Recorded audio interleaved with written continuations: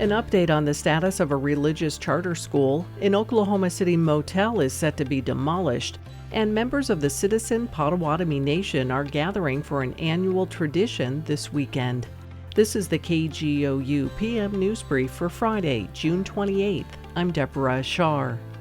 The school board for the nation's first publicly funded religious school responded to a recent state Supreme Court decision against it, saying it will appeal to the U.S. Supreme Court.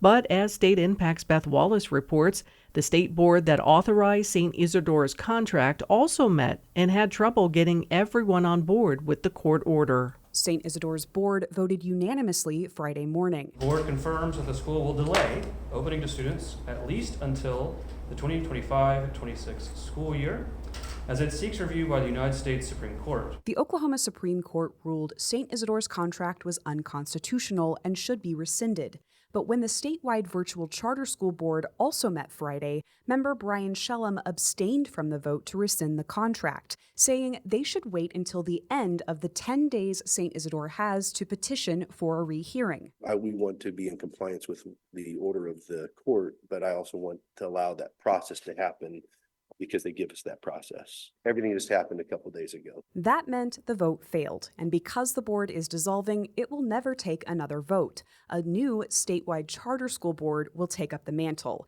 Its first meeting is set for July 9th. For State Impact, I'm Beth Wallace. Students are now allowed to miss class 3 times a week for religious instruction, and the new law is appealing to more than one faith. The Satanic Temple says it will be taking advantage of the so-called release time law. Temple co-founder Lucian Grieve says members are very serious about possible educational offerings in Oklahoma. These are all very earnest efforts. We use humor at times, but to us, there really is a higher purpose in asserting pluralism, defending the First Amendment, and defending real religious liberty for everybody. The temple's plans come as State Superintendent Ryan Walters is doubling down on public school religious instruction.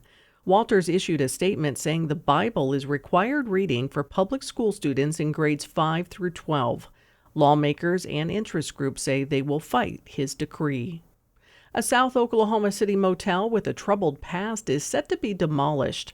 Earlier this week, a demolition permit was filed for the former Plaza Inn. The property was purchased by new owners in April. Previously, it had been considered for conversion into affordable housing for homeless veterans, but those plans fell through. The motel was notorious for being a hotspot of violent crime with a long history of deadly shootings and assaults. The Citizen Potawatomi Nation family reunion begins today. Oklahoma Public Media Exchange's Sarah Lisi reports how this annual tradition has evolved into the event many know today, featuring everything from beading classes to tribal council voting. More than 20 years ago, the Citizen Potawatomi Nation closed their annual gatherings to the public to focus more on community building and cultural awareness efforts. That's when the family reunion began, says Margaret Zentek. Zentek is a member of the Citizen Potawatomi Nation and has witnessed the gathering's evolution firsthand. Over the years, it had gone from Potawatomis in the arena to Potawatomis in the stand to not a whole lot of Potawatomis at this intertribal powwow. While the private reunion still includes a powwow, other cultural activities are planned, such as hand games, a stickball demonstration, beading, and language classes. Citizens can also vote in the tribal election on Saturday morning and early afternoon. In Oklahoma City, I'm Sarah Lisi. You can find more Oklahoma news on our website, kgou.org, and on the KGOU AM NewsBrief podcast. I'm Deborah Ashar.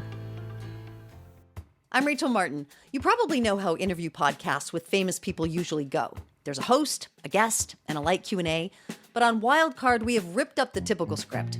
It's a new podcast from NPR where I invite actors, artists, and comedians to play a game using a special deck of cards to talk about some of life's biggest questions. Listen to Wildcard wherever you get your podcasts, only from NPR.